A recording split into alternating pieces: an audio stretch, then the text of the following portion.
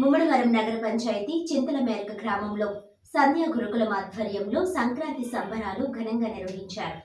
సంధ్యా గురుకులం శిక్షకులు మట్టపట్టి సిరి మరియు మీనాకుమారి ఆధ్వర్యంలో సంబరాలు సాంప్రదాయబద్ధంగా జరిగాయి. ముందుగా చిన్నారులకు భోగిపళ్ళు పోశారు.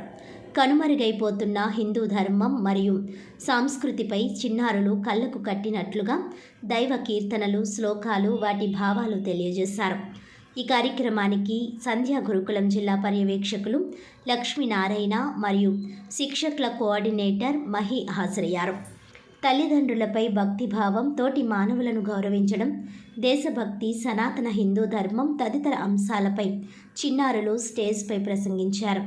అనంతరం ప్రభలు, భోగి మంటలు కార్యక్రమం నిర్వహించారు. ఇటీవల నిర్వహించిన ఆటల పోటీలు, క్విజ్ పోటీల్లో గెలుపొందిన విజేతలకు బహుమతులు ప్రదానం చేశారు.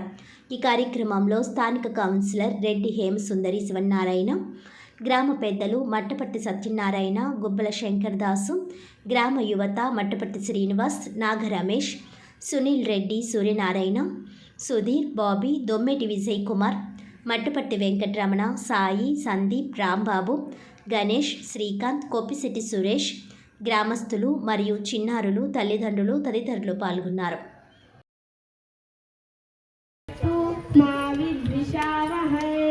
ఓం శాంతి జై శ్రీరామ్.